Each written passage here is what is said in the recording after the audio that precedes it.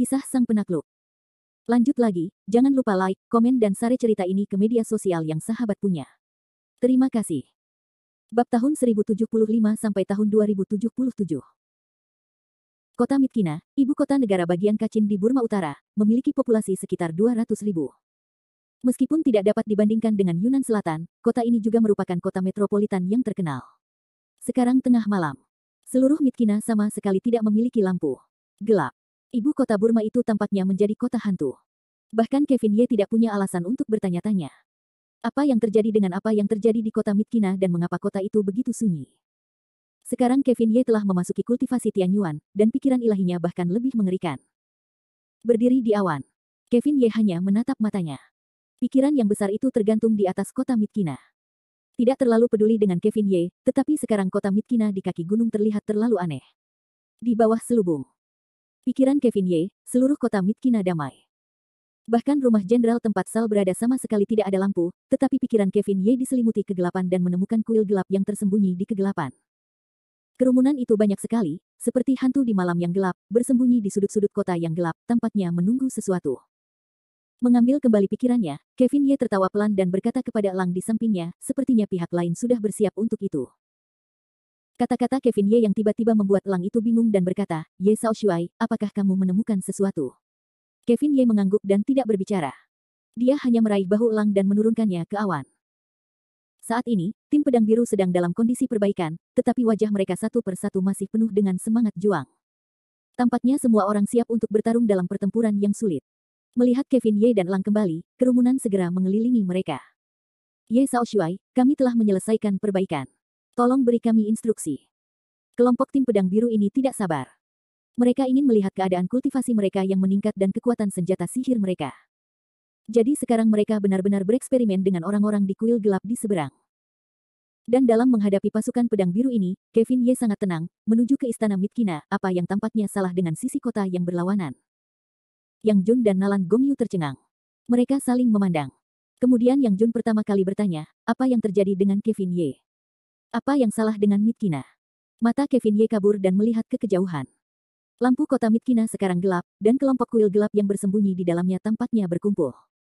Mereka tampaknya tahu bahwa kita akan berada di sana. Mendengar perkataan Kevin Ye, wajah Yang Jun langsung tenggelam, dan dia berkata dalam hatinya, bagaimana ini bisa terjadi? Bagaimana kita bisa melakukannya secara diam-diam? Bagaimana pihak lain bisa tahu? Tiba-tiba, mata Yang Jun menyapu semua pemain pedang biru di belakangnya. Pada saat ini, Yang Jun tidak bisa tidak curiga bahwa ada hantu di antara orang-orangnya. Sebaliknya, Kevin Ye tidak meragukan anggota tim pedang biru. Matanya yang bingung selalu melihat ke belakang, dan langsung jatuh di kota Yunnan Selatan tidak jauh dari sini. Setelah ragu-ragu sejenak, Nalan Gongyu juga berkata, apa yang harus kita lakukan sekarang? Jelas, kata-kata Nalan Gongyu sedang bertanya kepada Kevin Ye. Meskipun dia tidak mengatakannya secara lisan, dia telah menegaskan posisi kepemimpinan Kevin Ye dalam operasi ini dari lubuk hatinya. Menghadapi pertanyaan Nalan Gongyu, Kevin Ye langsung berkata, dua jalan. Pertama, mari kita berbalik dan kembali sekarang. Tidak bijaksana untuk terburu-buru maju meskipun kita tahu bahwa pihak lain sedang menyergap. Begitu Kevin Ye mengatakan ini, seluruh tim pedang biru jatuh ke dalam semacam depresi. Bagaimanapun, kita semua bersemangat dan ambisius. Sekarang kita harus kembali tanpa mengucapkan sepatah kata pun. Kita tidak dapat menerima keputusan seperti itu di hati kita. Mengabaikan keputusan Kevin Ye, Nalan Gongyu terus bertanya, bagaimana dengan yang kedua? Kevin Ye berkata sambil tersenyum tipis, hal kedua adalah kamu tahu bahwa ada harimau di pegunungan, dan mereka lebih suka pergi ke pegunungan harimau. Kami tidak peduli rencana dan pengaturan apa yang mereka miliki, selama kami berbaris sesuai dengan rute yang kami tetapkan sendiri. Bagaimanapun, dalam menghadapi kekuatan absolut, trik hantu apapun tidak ada gunanya. Setelah itu, mata Kevin Ye menyapu seluruh tim pedang biru yang terdiri dari 13 orang, sekarang hak memilih dan keputusan ini diserahkan kepada Anda, apakah akan maju atau tidak, semua orang mengangkat tangan untuk memilih. 13 orang pedang biru, Anda melihat saya melihat Anda, pikiran setiap orang sedikit rumit. Setelah bergumam sejenak, Nalan Gongyu adalah orang pertama yang berkata, menurutku, kita harus terus maju. Bagaimanapun, kita akan berperang dengan orang-orang di kuil gelap cepat atau lambat. Jika medan perang ini tidak di Myitkyina, kemungkinan besar akan berada di Yunnan Selatan. Oleh karena itu, kita harus menyerang terlebih dahulu, dan kita tidak boleh membiarkan mereka membakar api perang ke garis perbatasan timur. Kata-kata Nalan Gongyu penuh semangat, masuk akal, dan meyakinkan. Yang Jun juga mengangguk, aku setuju dengan pendapat Bibi Nalan. Langya juga memasang wajah buruk, gila, kemarilah, bagaimana kau bisa kembali dengan wajah pucat seperti ini? Jika kita kabur begitu saja seperti ini, kita tidak akan bisa bergaul satu sama lain di masa depan. Karena ketiga pemimpin pedang biru telah setuju, pemain pedang biru lainnya tidak akan keberatan. Segera, ke-13 anggota pedang biru mencapai kesepakatan dan berharap operasi akan terus berlanjut. Tidak menghalangi tekad dan semangat tempur pasukan pedang biru. Kevin Ye hanya tersenyum. Karena semua orang memiliki pendapat yang sama, kita akan terus maju, dan semua orang akan berkumpul di gerbang Mitkina Timur. Saat berkata, mata Kevin Ye menyapu Yang Jundao, saudaraku, kirim pesan ke Kou Haitao di Dian Selatan, biarkan dia menempatkan pasukan kelompok di Yunan Selatan kapan saja, siap untuk pergi ke Mitkina, untuk mendukung tindakan kita. Ini. Yang Jun terkejut dan bingung, Kevin Ye, anak muda, kita sekarang sedang bertempur dengan kuil gelap. Apakah ada gunanya memobilisasi pasukan kelompok itu? Kevin Ye melambaikan tangannya dan berkata, tidak peduli itu berguna atau tidak, kamu harus melakukan apa yang aku katakan. Saat berbicara, mata Kevin Ye menjadi dalam. Dia melihat ke arah selatan di belakangnya, dan kemudian melihat ke kota Mitkina lagi. Saat ini, Kevin Ye tidak bisa menahan diri untuk memikirkan sesuatu. Dia bergumam, sepertinya SAL tidak sesederhana yang dia bayangkan. Matanya telah dipaku ke bagian dalam militer barat daya, jadi kita tidak tahu siapa hantu ini. Setelah jeda sebentar, Kevin Ye melanjutkan, mungkin seluruh situasi di Myanmar adalah penipuan besar. Hehe. Bab 1076. Di bawah malam yang gelap, tim pedang biru sedikit dipangkas selama lebih dari 10 menit, dan kemudian semua orang dipimpin oleh Kevin Ye, menuju kota timur Mitkina dengan kecepatan tinggi. Saat ini, Kevin Ye tidak terbang di awan lagi, tetapi berdiri di depan semua orang dengan berjalan kaki. Penampilan menjadi yang pertama tampaknya terlalu berhati-hati untuk lebih berhati-hati. Pada saat yang sama, di arah Yunan Selatan, Taman Xiao Jiazuang, yang terletak di kota Yunan Selatan, penuh dengan lampu. Tidak peduli Kou Haitao, Qian Zhen, Qi Heng atau Yang Wenyuan tidak bisa tidur nyenyak saat ini. Para pemimpin militer di barat daya ini masih berdiri di depan meja pasir di ruang tamu rumah bangsawan Xiao Jia dengan mata panda. Secara khusus, Kou Haitao, dengan tongkat panjang di tangannya, tampaknya sedang menghitung rute perjalanan Kevin Ye. Menundukkan kepalanya dan melihat ke meja pasir, Kou Haitao bertanya dalam hati, Wenyuan, apakah sudah lebih dari setengah jam sejak Ye Shaoshuai mengirimkannya? Semangat Yang Wenyuan menegang. Dia berlari ke Kou Haitao dan berkata, ya. Saat berbicara, Yang Wenyuan mengangkat tangannya, melihat arloji di pergelangan tangannya, dan berkata, Marsekal, tepatnya, mereka telah berangkat dari kediaman Xiao Jia selama 40 menit. Oh, Kou Haitao menjatuhkan tongkatnya dengan lembut dan keras. Menurut kecepatan pedang biru, tampaknya mereka telah tiba di kota Mitkina, dan tidak tahu apakah serangan mendadak itu akan memiliki efek yang tidak terduga. Kou Haitao sendiri adalah seorang pejuang, jadi dia memiliki pemahaman umum tentang kecepatan barisan kelompok pedang biru, jadi dia dapat membuat penilaian yang begitu tepat. Yang Wenyuan, dan ada beberapa keraguan, Panglima tertinggi, Charlie Qin yang tersisa di selatan pemain pedang biru berjumlah lebih dari 10 orang, jadi lebih dari 10 orang pergi untuk menyerang Mitkina secara tiba-tiba, itu akan terlalu tergesa-gesa. Jika sebenarnya, Yang Wenyuan ingin mengatakan bahwa jika ada semacam nasib buruk, orang-orang pedang biru akan dimakamkan di Mitkina. Namun, Yang Wenyuan juga orang yang cerdas. Meskipun dia berpikir begitu dalam hatinya, dia tidak pernah mengatakan apapun. Dia hanya melihat ekspresi Kou Haitao dan menunggu jawaban Kou Haitao. Kou Haitao tampak percaya diri dan berkata, Wenyuan, sepertinya kamu tidak mengenal orang-orang pedang biru. Mereka adalah pasukan khusus paling misterius di timur, atau kategori yang telah mereka lewati. Mereka bukan sekelompok orang biasa. Meskipun mereka hanya 13 orang, efektivitas tempur dan daya rusak mereka tidak menekan satu divisi pun. Selain itu, ada Ye Shaoshuai yang menarik perhatian di kamp mereka. Efektivitas tempur seperti itu belum pernah terjadi sebelumnya dan tidak dapat diukur dengan jumlah orang. Saat dia mengatakan ini, Kou Haitao berkata kepada orang tuanya Qian, uang lama, menurutmu begitu? Tetapi uang saat ini benar-benar linglung. Ah, aku tidak tahu apa yang Kou Haitao bicarakan. Kou Haitao aleng, cara aneh, uang lama, mengapa, wajah dengan hati yang berat. Qian merasa malu dan berkata sambil tersenyum, tidak ada. Hanya saja aku sudah tua dan aku tidak bisa mendapatkan cukup energi. Aku takut aku telah melemparkan selama 2 hari sepanjang malam, dan tulang-tulangku akan hancur. Uang itu setengah benar dan setengah salah. Dan Kou Haitao tidak meragukan bahwa dia memilikinya. Wajahnya tertekan oleh penampilan orang tua itu. Dia menunjuk ke uang dan berkata sambil tersenyum, kamu orang tua, kamu sudah berusia bertahun-tahun. Jika kamu benar-benar lelah, jangan bertahan, kembalilah tidur sebentar. Qian Zhenhe tersenyum jahat dan melambaikan tangannya, tidak, situasi di Yunan Selatan sekarang kritis. Selain itu, Marsekal muda Ye masih bertempur di luar negeri. Sepertinya tidak baik bagiku untuk kembali tidur saat ini. Sambil berkata bahwa uang itu benar-benar berpura-pura lelah, dia menemukan bangku secara acak dan duduk. Dia mengetuk kelopak matanya dan tertidur. Tidak mengherankan jika uang itu benar-benar. Bagaimanapun, adalah normal bagi orang tua untuk tidak kompeten secara mental. Meskipun dia seusia dengan Kou Haitao, dia bukanlah Kou Haitao. Tidak peduli seberapa hebat Kou Haitao, dia juga seorang pejuang di alam Niuhu. Sangat berbeda dari orang tua biasa dalam seni bela diri. Melihat uang yang membuatnya mengantuk, Kou Haitao tersenyum lembut, orang tua yang keras kepala ini.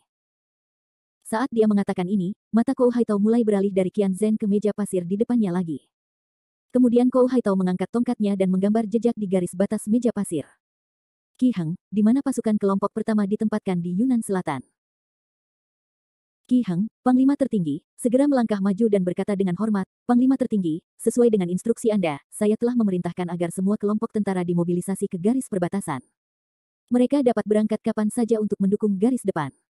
Ketika Kou Haitao mendengar jawaban Qi Heng, dia mengangguk dengan gembira dan berkata, baiklah, itu bagus.